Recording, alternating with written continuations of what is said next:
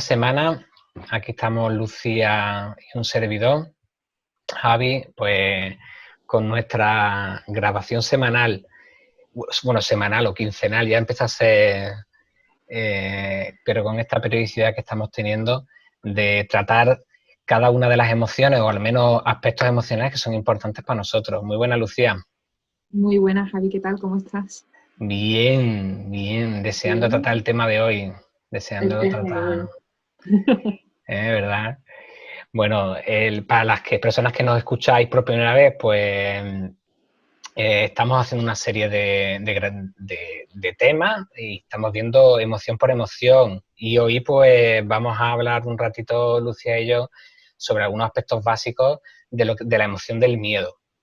El miedo, esa emoción que quizás en esta época que nos está tocando vivir de pandemia, pues nos haya atrapado en algún momento o nos veamos sumidos en ella, queramos de manera consciente o no, pero sí a veces que nos vemos ahí atrapados. Lucía, si tuviéramos que hablar del miedo y contarnos qué es el miedo verdaderamente, de alguna manera, o cómo podemos saber si es miedo lo que estamos sintiendo, ¿qué podríamos decir? Yo creo que el miedo se manifiesta de muchas formas, ¿no? Se manifiesta sobre todo, uno de los rasgos característicos es la parálisis, ¿no? Yo el miedo lo asocio mucho con tengo miedo y no actúo. Tengo miedo y me cierro. Tengo miedo y a nivel físico me, me cierro físicamente, ¿no? Y es un poco como que está unido también a otras sensaciones, ¿no? Cuando el miedo no está reconocido, sale también en forma de enfado, sale en forma de control, sale en forma de... Entonces, yo creo que podemos diferenciar o hablamos del miedo, del miedo directo, claro, ese mecanismo de supervivencia que dice o lucho o me hago el muerto o me adapto, pero que al final involucra un determinado nivel de acción o de parálisis total. Y después está el miedo más sutil, que aunque no seamos conscientes y no nombremos, nos hace controlar, nos hace evitar, nos hace, bueno, pues mostrar unos comportamientos que a la larga nos dejan estancados, ¿no? ¿Tú qué crees? Sí, o sea, a mí me surgen preguntas, ¿no? Siempre con el tema del miedo, que es, claro, porque el miedo de alguna manera o paraliza o nos activa, ¿no? O nos hace huir o nos hace estancarnos. Pero ambos al final nos paralizan a nivel psicológico, ¿no? Yo creo que nos estancan en lo que estuviéramos haciendo, ¿no? Cuando tenemos miedo, por ejemplo, a perder algo que es básico para nosotros, en la época en la que nos toca vivir, ¿no? Y que hay mucha gente que está perdiendo trabajos, que está perdiendo sus propias empresas y que les atrapa en algún momento el miedo a qué va a ser de mí, qué va a ser de mi empresa en el futuro, qué va a ser de mi trabajo en el futuro, qué va a ser de mi familia. Y, y eso, aunque te haga huir de la situación e intentas de alguna manera, al final estás paralizando todo lo que te activaría para buscar soluciones, ¿no? O sea, el miedo te atrapa de alguna manera y te hace no puedas hacer otra cosa que sea o defenderte escondiéndote o huyendo, ¿no? de la situación. Pero al final no afrontas la situación, ¿no? No afrontas el momento, no afrontas la resolución del... Esto, yo creo que si lo miramos de la forma más básica, ¿no? A lo mejor el símil es demasiado selvático, ¿no? Pero si te ataca un león, el miedo o te haces el muerto y te caes o sales huyendo, pero en ningún momento el miedo te hace que cojas un palo y te defiendas y lo afrontes, ¿no? Hay un poco de todo, ¿no? Perdona, Javi, continúa. No, no, sí, que decía, lo dejaba ahí como en pregunta, ¿no? Que no siempre está claro este tema, ¿no? Sí, sí, es cierto. Exactamente, hay un poco de todo. El miedo nos puede hacer reaccionar con ira, con rabia, con enfado, con parálisis. Y yo creo que una vez que identificamos esto, ¿cómo? Yo lo escucho mucho en las sesiones, ¿no? Es que siento miedo a que la gente me juzgue. Vamos a hablar de los miedos más comunes, por ejemplo, que veo yo con mis clientes. Miedo a que la gente le juzgue, miedo a que la gente piense mal de ti, miedo a perder tu estabilidad de alguna manera, miedo a perder a la persona amada. Y al final lo que ocurre con ese miedo, ¿no? Es que con estos miedos que a lo mejor son tan sutiles, es que dejamos de ser quienes somos, empezamos a esconder partes nuestras y empezamos a actuar desde un punto que se asegura, con esa actuación nos aseguramos de que el amor que recibimos de las personas a lo mejor no lo vamos a perder. Entonces, por ejemplo, yo tengo miedo a perder a mi pareja y en consecuencia me adapto, me adapto, me adapto, me adapto, me adapto, me adapto, me adapto, me adapto, me adapto, me adapto. Y al final... Tanto me he adaptado. Me he adaptado que me he perdido yo, ¿no? Que me he perdido yo por completo. Y aunque parezca que con lo que estás lidiando es con, no, es que no tengo límites, es que no tengo, sí, límites con mi pareja, o es que mi pareja, hacemos siempre lo que mi pareja dice, o es que a lo mejor lo que hay de fondo es un miedo a perder a la persona a la que quieres que hace que no digas, esta soy yo, esto es lo que necesito, esto es lo importante para mí. Entonces, todos esos miedos que tenemos a un nivel muy sutil terminan en comportamientos que pueden ser francamente dañinos para nosotros, ¿no? A mí una pregunta que en todo esto yo creo que también es importante, ¿no? Es decir, ¿en qué momento nos tenemos que plantear como personas el que necesitamos mirar ese miedo, ¿no? Así, ¿en qué momento pasa el punto en el que el miedo puede ser comprensible a que el miedo empieza a limitarnos de manera excesiva? Yo creo que ese es el punto en el que si es que nos puede indicar, ¿no? Si a mí en las consultas, ¿no? Si es la gente que viene porque precisamente ha localizado que la situación les está sobrepasando, no siempre es fácil cuando localizamos o cuando yo estoy localizando o estoy viendo de alguna manera que hay algún miedo de fondo, no le es fácil a la persona admitir, bueno, más que admitir, localizar, ver, visualizar ese miedo. Así, porque yo no sé si es como que tenemos la tendencia a protegernos a seguir protegiéndonos de ese miedo porque duele o porque nos va a llevar a algún sitio donde no sabemos, y preferimos seguir manejándonos, ¿no? en ese miedo y seguir viviendo con él y como que lo escondemos, ¿no? ¿Qué decías? Porque no es lo mismo. No es lo mismo miedo que terror o temor, ¿no? O sea, el temor que es como muy previo, el terror como que ya como que muy inmediato, ¿no? Y como que es como que ya llega al límite, ¿no? Y...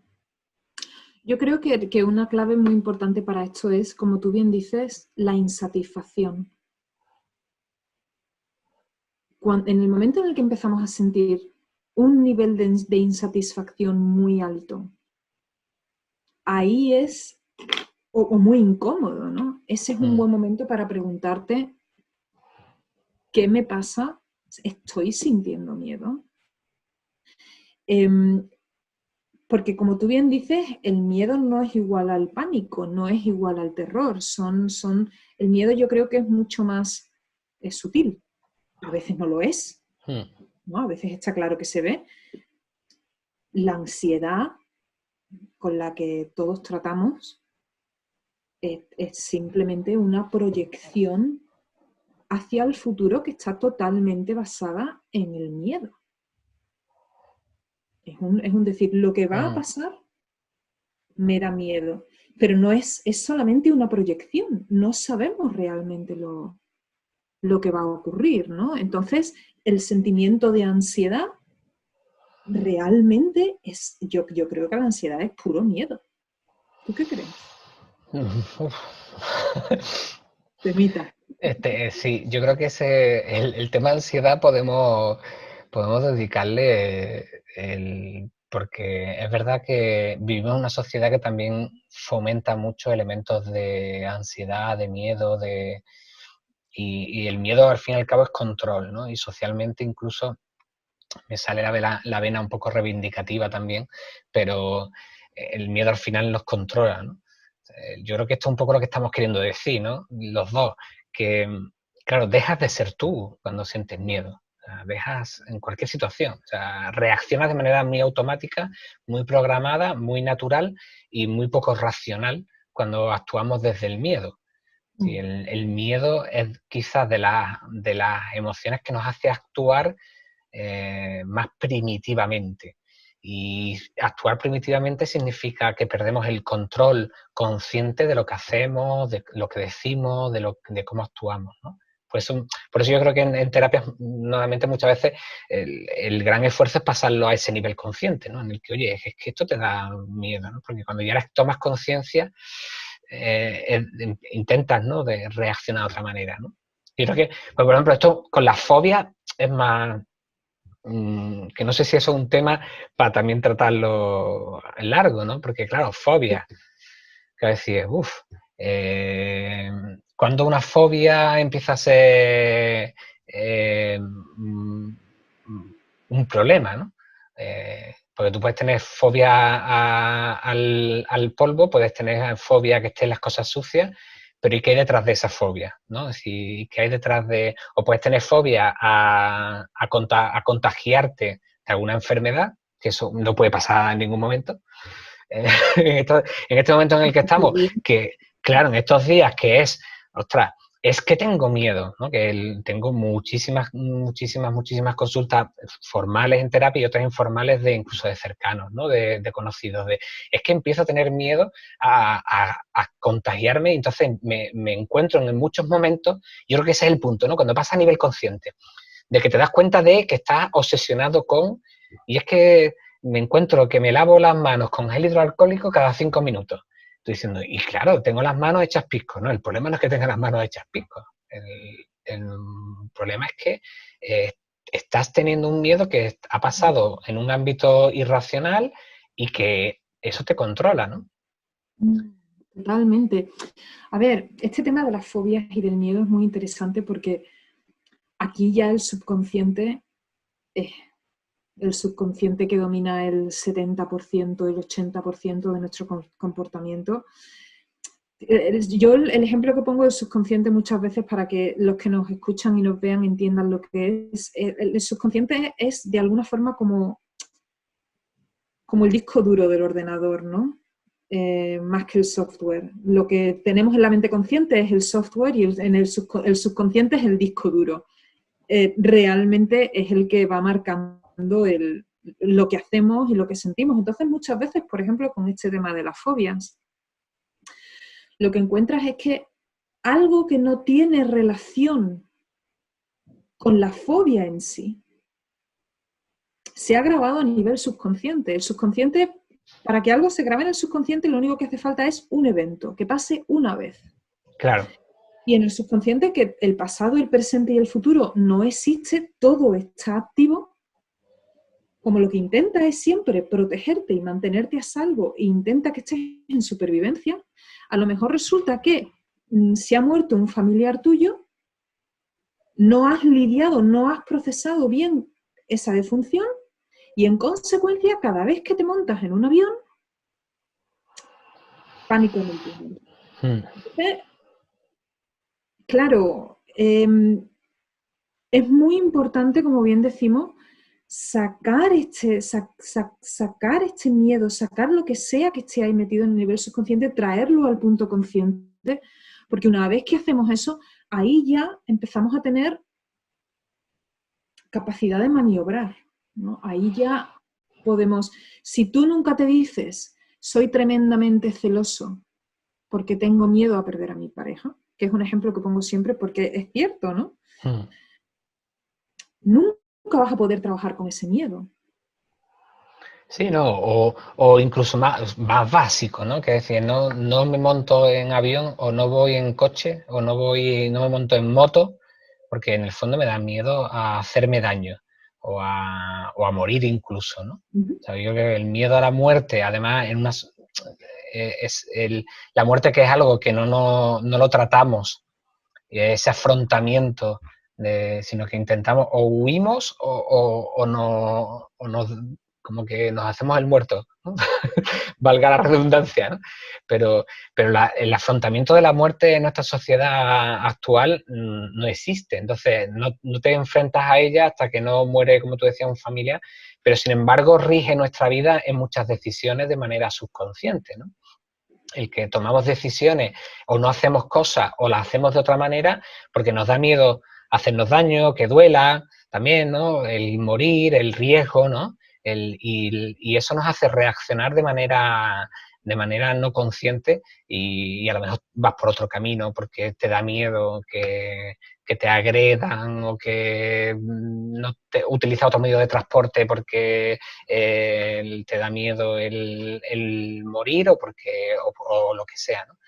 Entonces yo creo que ese ámbito de tomar conciencia de qué cosas nos dan miedo es un trabajo que también a veces es necesario hacerlo de manera frecuente, ¿no?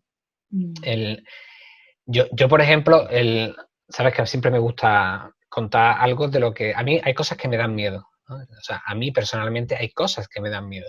Yo tengo... No llega a ser agorafobia, pero sí cuando hay espacios muy abiertos con mucha gente y en la ciudad en la que vivo es muy habitual que eso se ve en cualquier fiesta. Entonces, al menos tomar conciencia de que te da miedo y por qué te da miedo, es decir, el que tú, habiendo muchas personas, no controlas al 100% de la gente que está, el que no puedas huir en un momento de estrés, o sea, de alerta o lo que sea, claro, eso te genera ese miedo, ¿no? Te genera esa ansiedad con la que tienes que lidiar.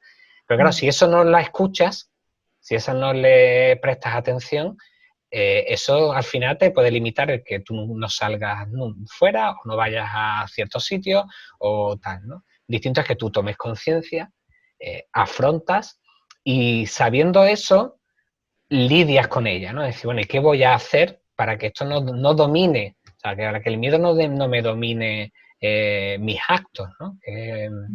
O sea, no actúe de manera automática, sino que actúe de manera por decisiones, ¿no? Y yo creo que ese es el punto, ¿no? Creo que lo has puesto súper bien. El accionar más que reaccionar, ¿no? Cuando entendemos lo que nos pasa, sea la emoción que sea, ahí podemos elegir. Cuando elegimos, accionamos. Aunque sea incómodo, aunque nos saque de nuestra zona de confort, aunque tengamos que romper un patrón para hacerlo, aunque nos duela, aunque ahí tenemos elección, podemos actuar. Si no somos conscientes de ese miedo, lo único que hay es reacción, ¿no? Es esa reacción. Y una vez que somos conscientes de este miedo, de alguna manera, ¿qué pasos tomamos, no? Yo creo que yo también siento miedo, mucho miedo, por muchas cosas diferentes. Lo mío, así que puede ser más claro, es que si estoy en un sitio que es muy alto o donde hay caída, si no hay valla o si no hay baranda, lo trato con excesivo respeto. O si veo algo que está apoyado en una baranda que se puede caer, aunque sea en Sevilla, en el puente de Triana, pones, no sé, una carpeta de papel. Si veo que se puede caer, a mí me entra ese pellizco de miedo por el cuerpo, ¿no? Cada uno tenemos nuestra... Y después está el miedo ese de lo que hacemos día a día, ¿no? El miedo de necesito hablar de algo que me incomoda con alguien, necesito hablar de algo que... Claro, si tienes una fobia, a lo mejor necesitas un tiempo de intervención más profesional, ¿no? Pero con otro tipo de problemas, que la intervención profesional siempre viene bien, pero a lo mejor una vez que notas cuál es el miedo, sal de tu zona de confort. Vale, me siento incómodo, siento miedo, tengo que hablar de algo que es muy difícil, me da miedo, me siento incómodo. Voy a ver si puedo salir de mi zona de confort un poco y hacerlo. ¿Qué es lo que pasa? Que cuando lo haces la primera vez y ves que el mundo no se acaba, a lo mejor sacas un poco más de autoconfianza y un poco más de energía para hacerlo la segunda vez. Y ahí ya construyes un poquito más y ahí puedes hacerlo una tercera vez. Es como la primera vez que un profesor tiene que dar clase. Cuando entras la primera vez en un aula, pues sientes miedo, sientes mucho respeto, ¿no? O la primera vez que enseñas un taller, o la primera vez que... Cuando has enseñado el tercer taller, cuando has dado la tercera clase, ese miedo se disipa. Entonces yo creo que dos cosas fundamentales. El miedo no es permanente, el miedo se puede trabajar, se disipa y también el miedo es como una burbuja. Hay que sentirlo, no pasa nada por sentirlo y elegir hacia dónde nos movemos. Sí, o sea, yo creo que hay una estrategia que, por seguir dando estrategias a quien nos ve y quien nos escucha, por dar estrategias de afrontamiento, ¿no? Que también nos gusta a los dos dar también estrategias que puedan utilizar. El situarse en el que el miedo no es algo a que hay que superar, porque esto es muy habitual, que tú tienes que superar tu miedo a...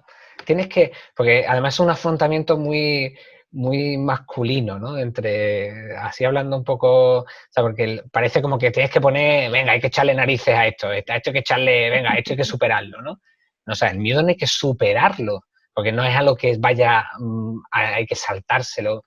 Entonces, el miedo hay que... Primero, el miedo hay que caminarlo, por utilizar algún símil que requiera tiempo, ¿no? Y que requiera pasos y que requiera hay que aceptarlo, hay que reconocerlo, hay que conocerlo y hay que dar pasos uno a uno para ir acercándonos no tanto a perder el miedo como a reaccionar al miedo de una manera que no sea limitante. De una manera que, es decir, que nos permita ser felices con él y que no nos impida hacer las cosas que queremos hacer. Sí, pero el miedo va a seguir estando, puede seguir estando detrás. Es decir, el que esto parece un tópico, ¿no? Pero el cantante o la cantante que sale a un escenario, aunque salga 1000 veces a un escenario, sigue teniendo miedo al público, ¿no? O el miedo a equivocarse, o miedo a caerse, o miedo a que le agredan en el escenario. Cuento cosas así que me han ido contando en algunas terapias, ¿no? Y el miedo sigue estando. Ahora, no dejan de cantar por ese miedo. Es decir, y no se obsesionan con el miedo o el miedo no les controla. ¿Vale? Y no tienen a lo mejor 1000 guardas de seguridad delante de ellos, o no tienen, sino que gestionan y como tú dices, ¿no? Accionan, no reaccionan, así, accionan de manera consciente y decidimos, ¿no? Es un camino que hay que hacer. Porque muchas veces también me dice, bueno, ¿y qué tengo que hacer para que no me dé miedo los perros? ¿Vale? Que eso, tengo miedo a los perros, ¿y qué tengo que hacer para que no me den miedo los perros? ¿Vale? Tú dices, bueno, espérate, es que esto es un camino, ¿eh? O sea, si eres incapaz de que tener a un perro a 2 metros, no pretendas en 2 días estar acariciando a un perro o comprarte un perro para tenerlo en casa, ¿vale? Porque los perros te van a seguir dando miedo o va a tener respeto, ¿no? En algún momento siempre a cualquier animal de 4 patas con pelo que tú no controlas. Y hoy va a ser un perro, pero mañana puede ser un hámster, ¿no? Sí, fácilmente. Entonces yo por dar estrategias, es decir, por un lado, decir, sobre todo porque tengamos claro, es decir, que es un camino. Entonces hay que caminar paso a paso, poquito a poco. Y poniéndonos sobre todo Y a lo mejor metas. también, perdona Javi, No, no, continúa. sigue. Dale. A lo mejor también, esto igual la manera si lo vemos un poco así más visual, es como hacerte amigo de tu miedo, ¿no? Mm, Yo creo que esa es la imagen que a mí me viene, ¿no? Eh, Entender que tu miedo simplemente es un mecanismo a nivel subconsciente para protegerte de algo que en un momento dado se ha percibido como un peligro. Entonces, ese mecanismo te ha mantenido a salvo a lo mejor, mientras que tenías de 3 a, no sé, 18 años. ¿Qué pasa? Pues que ahora que ya eres un adulto, ese miedo no te sirve más. mm. Pero en el fondo, con lo único con lo que estás lidiando es con un mecanismo que tu mente ha desarrollado para mantenerte a salvo. Entonces, hacerse amigo del miedo, perderle el respeto a lo mejor un Bien. poco, ¿no? Hacerte amigos, pero de estos amigos que te tomas 3 cervezas y les dices las cosas a la cara y le dices lo que le tienes que decir y no pasa nada, ¿no? Mm. Y también entender que el miedo es un muelle, puede ser un muelle que diga, pues me da miedo, lo voy a hacer. Pues me da miedo, un poco como estas casas del horror en los parques de atracciones, que eran muy famosas por allá por los 90, y nos daba mucho miedo entrar porque nos iban a salir cosas por cualquier parte, y aún así nos metíamos, ¿no? Pues un poco el miedo también se puede accionar de esa manera, ¿no? Me da miedo, pero puedo sentir la adrenalina y puedo accionar este miedo de otra manera, mirarlo de otra forma. ¿Recomendaríamos hablar de nuestros miedos? Aunque sea con nuestros conocidos, con nuestros cercanos. Totalmente. La vulnerabilidad, el poderle decirle a alguien, a tu pareja, me da miedo perderte, a tu jefe, cuando me tratas mal, cuando me hablas mal, o siento miedo de perder el trabajo porque he hecho algo mal. Cuando, no sé, yo la vulnerabilidad bien usada, eh, creo que hay que llevarla por bandera, ¿no? ¿Tú qué crees? No, te lo preguntaba sabiendo tu respuesta, que ya nos conocemos, pero sobre todo por reivindicar el derecho que tenemos a ser emocionalmente vulnerables. Es decir, estas charlas precisamente tienen ese objetivo, ¿no? El recuperar el poder que tienen nuestras emociones por un lado y recuperar precisamente esa necesidad que tenemos de reconocernos seres vulnerables, porque en esa vulnerabilidad nos vemos fuertes. Es decir, ganamos fortaleza, ganamos en avance, ¿no?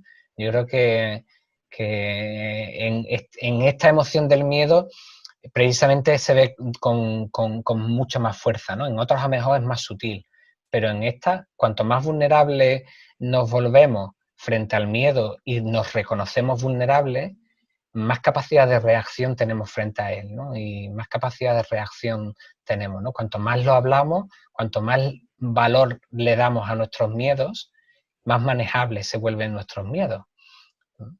Que no quiere decir que sea fácil el proceso, pero sí que es verdad que un poco reivindicar, ¿no? Reivindicar, yo creo que ese derecho a, oye, que tengo miedo, soy una persona con ciertos miedos. Todas las personas tenemos miedos a algo. Si es, nadie que los gestionamos de manera distinta, eso es distinto, pero los miedos están, ¿no? Los miedos están. Todo el mundo lo siente, absolutamente todo el mundo siente. Estamos biológicamente programados para sentir miedo, para no cruzar delante de un camión. Claro. Lo único que, como bien decimos, como tú bien decías antes, si te sale un león, salir corriendo. O sea, biológicamente estamos preparados para eso, ¿no? Lo único que no dejar que se convierta en no hacerlo un enemigo.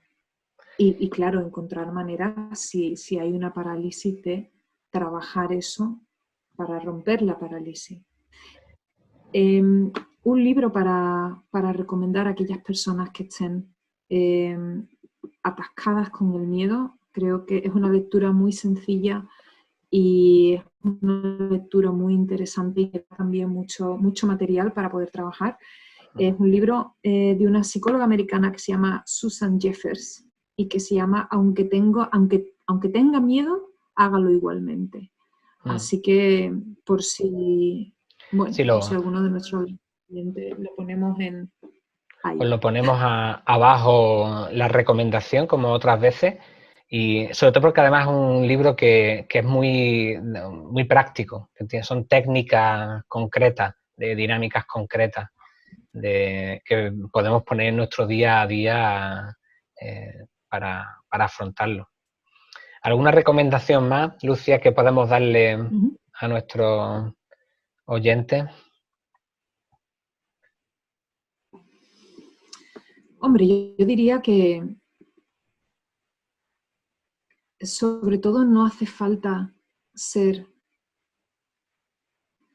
fuerte frente al miedo en el sentido de yo no siento esto, a mí no me pasa esto, ¿no? Yo creo que lo mejor, lo más sano y el primer paso es decir, siento miedo, no pasa nada por sentir miedo y a partir de aquí, ¿cómo construyo? Es difícil, a veces sí, a veces es más fácil. Creo que en todo lo que hablamos aquí es importante decir, como tú bien decías antes, que hay un camino, pero sí. Con eso yo empezaría por ahí. Sí, o sea, el elemento vulnerabilidad de reconocer, yo me quedo con ese, ¿no? El reconocer nuestros miedos. Yo creo que visualizarlos, expresarlos, plasmarlos y comunicarlos. Y ya después, siguiente paso, pero sí, es esencial, además en todos los ámbitos. O sea, yo haría no solo aquellas que son muy extremas o con objetos externos a nosotros, sino sobre todo los miedos internos que tenemos, que son los que más trabajo cuesta reconocer, sacar a flote y expresar, ¿no? Y que podamos construir desde ahí. Abajo os ponemos nuestros datos de contacto o incluso en los comentarios del vídeo, si queréis, nos podéis lanzar alguna consulta, pregunta en torno a esta emoción del miedo o en torno a cualquier otra emoción relacionada o no de las que estamos tratando. Despedirnos, agradeceros el escucharnos, agradeceros el apoyo que nos estáis dando también en redes y en los distintos formatos en los que estamos y que, bueno, nos vemos la semana que viene con otra emoción.